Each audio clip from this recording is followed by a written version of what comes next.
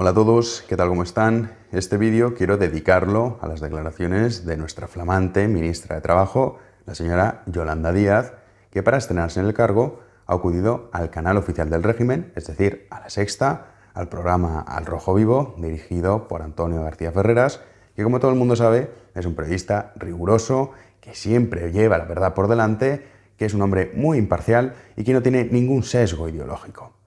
Ahí ha ido esta señora para hacer su primera entrevista y ha dejado declaraciones como estas. Y la tradición comunista, sin ella hoy no estaríamos aquí. Pues bien, solamente una persona que es completamente analfabeta y no sabe lo que significa el comunismo puede sentirse orgulloso de ello. O por el contrario, si sí que sabes lo que ha supuesto el comunismo en el mundo, lo que eres es un miserable. Desde que en el año 1848 el señor Marx con Friedrich Engels publicasen el Manifiesto Comunista, han sido muchos los políticos y muchos los partidos que han intentado implementar el comunismo como un sistema que podía solucionar todos los problemas del país. A decir verdad, Karl Marx pensaba que solamente en los países que habían sido previamente industrializados se podía llevar a cabo la revolución comunista. Pero, como en tantas de sus predicciones, se equivocó y fue en Rusia donde Vladimir Lenin consiguió instaurar el régimen comunista por primera vez en el mundo. Tras dar un golpe de Estado contra el débil gobierno provisional que tenía aquel entonces Rusia, que estaba dirigido por Kerensky, para que se hagan ustedes una idea, era una especie de Mariano Rajoy del momento, Lenin empezó a implementar su régimen. El problema es que había unas elecciones que ya habían sido señaladas 3 semanas después. Lenin creyó que era una buena oportunidad para hacer ver a los rusos que todos ellos votaban por los bolcheviques y que por lo tanto el comunismo estaba llegando de forma democrática al poder. Para su sorpresa, los mencheviques le aplastaron y tras sufrir una debacle absoluta en las elecciones, lo que hizo fue derrocar el Parlamento, detener a todos sus miembros e instaurar la dictadura del proletariado. Acto seguido, lo que hizo fue formar la Checa, nombrar a Cherchinsky como el director de la misma, y para que ustedes hagan una idea, en las 6 primeras semanas que se instauró la Checa, se fusilaron a más de 50.000 personas. Esto es más que todos los muertos que provocó la dinastía Romanov en sus 300 años de historia. Lenin, que había ido a liberar al pueblo ruso de los zares, los había sumido en el totalitarismo y en la dictadura más perversa. No conforme con ello, decidió aplicar las políticas económicas que defendía Marx, las que él bautizó comunismo de guerra. Tras nacionalizar, expropiar, erradicar el comercio libre en Rusia, lo que provocó estas medidas económicas fue una hambruna por todo el país. En concreto, 25 millones de personas se vieron afectadas por el hambre. La hambruna más grave fue la vivida en la región del Volga, donde 7 millones de personas murieron a causa de las políticas implementadas por Vladimir Lenin. Incluso el propio Lenin, en el año 1921, fue el primero que en cierta forma reconoció que el comunismo no funcionaba y permitió de nuevo, con una liberalización del mercado, sobre todo en el sector agrícola, no así en el sector industrial, que de nuevo los campesinos pudiesen labrar la tierra, pudiesen quedarse con los excedentes y pudiesen vender lo que no les requisaba el Estado. Esto lo que provocó posteriormente fue lo que él denominó la crisis de la tijera, una crisis que el señor Stalin decidió paliar una vez Lenin apartado del poder y tras su fallecimiento. Stalin lo que decidió hacer fue de nuevo volver a las políticas económicas marxistas, lo que provocó, una vez más, hambrunas, miseria y hambre por todo el país. La hambruna más conocida es la que acechó a la población ucraniana, una hambruna que se llevó la vida de más de 6 millones de personas. Las madres tuvieron que recurrir al canibalismo. Muchas de ellas tenían que decidir a qué hijo cocinar para dárselo de comer a sus hermanos. Incluso muchas de ellas, en busca de alimento, recorrían cientos de kilómetros, pero jamás volvían. En las calles lo que se veía era gente comiéndose los cadáveres para así no perecer e intentar seguir con vida un día más. Esta hambruna, provocada por Stalin, se dice que ha sido el mayor caso de canibalismo de la historia de la humanidad. Sin embargo, otros sostienen que fue en la isla de Nacino, en el año 1933, cuando el señor Yagoda, mano derecha de Stalin, que acabaría siendo también, por supuesto, aniquilado, decidió hacer un plan para conseguir enviar a todos los que causaban problemas en este nuevo régimen. El plan consistía en enviar a 2 millones de personas a esa isla para de esa forma no tener que transportarlos entre los gulags, ya que Rusia, pues en fin, no es un país pequeño y suponía un gran coste enviar a toda esa gente que al fin y al cabo lo que iban a hacer era matarlos. Así pues, el primer experimento se hizo con 6.000 hombres. Cuando fueron a comprobar cuántas personas quedaban, solamente 2.000 seguían con vida. Los otros 4.000, muchos de ellos, jamás llegaron a ser encontrados. Eso fue lo que supuso el comunismo en Rusia, eso fue lo que supuso la industrialización forzosa por parte del Estado, erradicando la libertad económica y la libertad social. Un régimen que cuando cayó en el año 1989 dejaba de un lado los países más pobres que había en Europa, mientras que en la Europa occidental lo que se respiraba era libertad, progreso y riqueza. Pero no fue el único país que cayó en las manos del comunismo. China fue la siguiente en caer. En el año 1949, Stalin colaboró con Mao para derrocar el gobierno chino, dirigido por Chiang Kai-shek. Cuando Chiang Kai-shek decidió renunciar, Mao Zedong se autoproclamó líder de China y no tardaría en implementar de nuevo las políticas comunistas que previamente habían fracasado en Rusia. En el año 1958, Mao se decidió a industrializar China y bautizó ese proceso con el nombre de El Gran Salto Adelante. Por supuesto, prohibió la propiedad privada. A partir de ese momento, cada grano pasó a ser propiedad del Estado, construyó miles de graneros públicos, erradicó el comercio y expropió a los campesinos todas y cada una de sus propiedades. Destruyó incluso las pequeñas casas que tenían para construir barracones donde dormirían los granjeros, las cuales eran llamadas granjas colectivas. Los chinos perdieron, de la noche a la mañana, su libertad y todos sus bienes. A partir de entonces iba a ser ese Estado protector el que les iba a otorgar tanto los alimentos como la educación como la sanidad. El resultado de estas políticas se vieron reflejadas en el primer trimestre, en el cual 17 millones de personas murieron a causa del hambre. Esa cifra se incrementó a finales de año hasta los 25 millones de personas. Liu Shaoqi, que era un comunista ferviente y que ayudó a Mao en todo este proceso, cuando abandonó Pekín y comenzó a viajar por su país para ver qué es lo que había supuesto estas políticas comunistas, volvió aterrorizado a la capital viendo las consecuencias del comunismo. Se lo hizo saber a su amigo Mao y la respuesta fue el encarcelamiento y, por supuesto, la mayor degradación que uno puede tener: estar encerrado hasta morir de hambre.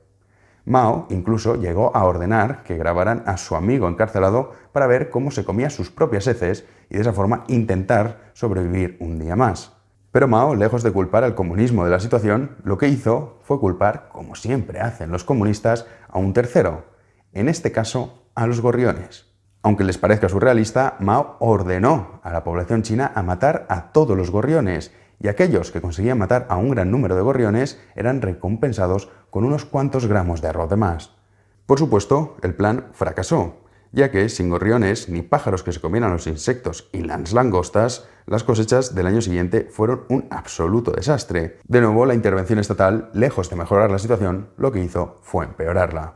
Pasaron los años y Mao de nuevo buscó otro culpable. En este caso, creía que era la población china, que no sentía como debía sentir los valores comunistas y que no estaban haciendo lo correcto, y que por ello se estaban muriendo de hambre. Así pues, en el año 1965 decidió aplicar lo que él denominó la Gran Revolución Cultural Proletaria, para de esa forma que los chinos tuviesen valores comunistas de verdad y la situación fuese un paraíso para sus ciudadanos. Una de sus principales medidas fue obligar a la población china a leer el libro que él mismo habría escrito, el Libro Rojo. Este libro ha sido el segundo libro más publicado, solo por detrás de la Biblia. 900 millones de ejemplares se repartieron entre toda la población y la encargada de hacer ese proceso, adivinen quién fue: la mujer de Mao. Madame Mao, como era conocida por la cúpula comunista que la temía, y de hecho razones tenían porque todos ellos acabaron siendo exterminados, también se autodenominó ella misma como la perra de Mao. Su trabajo era ir buscando a todos aquellos que estaban dentro del partido, pero que realmente lo que estaban era siempre conspirando para intentar hacerse con el poder y dejaban de lado las políticas comunistas. Su mujer fue la encargada de asegurarse de que todas las escuelas, universidades y centros educativos tuvieran al menos un ejemplar por alumno, los cuales eran obligados a conocer el contenido del libro de memoria. Las palabras que más aparecen en el libro de Mao, y que seguramente Yolanda Díaz y el 99% de los comunistas jamás han leído, son pueblo, partido, guerra, ejército y revolución. Pero Mao no estaba conforme con que los chinos aprendiesen de memoria su obra. Fue un paso más allá y decidió crear la Guardia Roja. La Guardia Roja tenía como propósito perseguir a la oposición y, por supuesto, erradicarlos de las universidades, escuelas, centros educativos, centros culturales e institucionales y, evidentemente, dentro del partido. Mao daba recompensas a todos aquellos que delatasen a algún opositor. Víctimas, muchos de ellos de la hambruna, la miseria y la pobreza, llegaban incluso a delatar a sus propios padres, aunque fuesen inocentes, para así poder comer. Mientras padres e hijos se mataban, Mao seguía disfrutando de una vida llena de lujos, opulencias y, por supuesto, alejado de la vida real que vivían los chinos. La revolución cultural proletaria se llevó la vida de más de 30 millones de personas. Eso fue lo que supuso el comunismo en China. Posteriormente llegaría el mayor genocida de la historia de la humanidad, el señor Pol Pot, que en Camboya, tras hacerse con el poder, instauró su régimen dictatorial. Pol Pot provenía de una familia acomodada, tanto es así que se fue a estudiar a París, y fue ahí, en París, donde se sumergió en la literatura marxista y quedó encantado con las teorías que defendía el comunismo. A su regreso a su Camboya natal, lo único que anhelaba era poder implementarlas en su país para así conseguir que la población camboyana se liberara del yugo capitalista. Para ello decidió formar lo que sería conocido como los Jemeres Rojos, para de esta forma tomar a través de la violencia, tal y como decía el propio Karl Marx, el poder y tal y como había hecho tanto Lenin como Mao. Pol Pot demostró su sed de sangre incluso con sus propios soldados, ya que les aplicó unas leyes extremadamente estrictas. Los encerraba en minúsculas cabañas de bambú, los tenía sin comer, eran aislados durante días e incluso recibían grandes palizas con el propósito de fortalecerlos. También era una forma de asegurarse de que sus miembros eran fieles al comunismo y estaban dispuestos a luchar hasta el final. En diciembre de 1974 tomó la capital del país, Phnom Penh, y una de sus primeras medidas fue evacuar la ciudad. 2 millones de personas, insisto, 2 millones de personas fueron obligadas a abandonar sus casas y a dejar todas sus posesiones detrás. Aquellos que se escondían porque no querían marcharse ni perder sus propiedades, si eran encontrados, a los que les sometía era a una gran cantidad de torturas. Por supuesto, mientras la población abandonaba la ciudad, se les requisaba de todos sus bienes, y aquellos que oponían resistencia eran inmediatamente ejecutados. Pol Pot, al igual que Mao Zedong, pensaba que la población camboyana tenía una mentalidad muy burguesa y que el capitalismo les había convencido de que tener propiedad privada y poder comerciar era algo positivo, con lo cual Pol Pot pensaba que dentro de una ciudad no se iba a poder hacer la revolución comunista como él deseaba y para ello lo que había que hacerse era marcharse al campo. Incluso llegó a prohibir el uso del dinero, porque Pol Pot consideraba que el dinero solo servía para conseguir sobornar a los altos cargos. Así pues, de esta forma, los camboyanos vieron como de la noche a la mañana todo lo que tenían dejaba de pertenecerles. Pol Pot instauró leyes enfermizas, tales como que todo el mundo vistiese igual para que no hubiese diferenciación de clases, prohibió el uso de gafas, ya que consideraba que si alguien tenía gafas era porque sabía leer, y si leía lo que era un contrarrevolucionario, por lo tanto había que asesinarlo. Otras de las medidas fue prohibir la práctica de cualquier deporte por ser una actividad burguesa y, por supuesto, obtener comida que no hubiese sido repartida entre los Jemeres Rojos. A los trabajadores más valiosos se les proporcionaba 3 tazas de comida, a los menos productivos solamente una, para que de esta forma trabajasen más y así el Estado les recompensase con mayor alimento. Aquellos que intentaban, víctimas de la hambruna y del hambre, conseguir más alimentos a través de robos o a través de compinches que tenían dentro de los Jemeres Rojos, eran arrestados y sometidos a torturas tales como clavarles hojas de bambú por las uñas para que les saltasen y, por supuesto, enterrarlos vivos para que de esta forma agonizasen y sufrieran hasta el último segundo por haber traicionado a los ideales comunistas. A decir verdad, el más afortunado era aquel que era fusilado. El 25% de la población camboyana fue exterminada por Pol Pot. Para no alargar el vídeo, me dejo casos como el de Cuba, como el de Rumanía, como el de Corea del Norte, casos que también se han dado en África y que siempre ha acabado produciendo lo mismo, que es el hambre, la miseria, la pobreza, la poca capacidad del individuo para poder desarrollarse tanto culturalmente como económicamente, en definitiva, el control estatal absoluto. Todos ellos llegaron al poder prometiendo el paraíso, y lo que hicieron fue convertir la tierra en el infierno. Pregúntense por qué muchos de los que han visto este vídeo desconocían estos datos. Datos históricos que desde luego no desconocen ni la población ucraniana, ni la población camboyana, ni tampoco la población rusa. Pregúntense si de verdad ustedes están informados o por el contrario lo que están es sometidos al adoctrinamiento mediático que conforman A3 Media y Mediaset, que se dedican a blanquear ideologías criminales como el comunismo.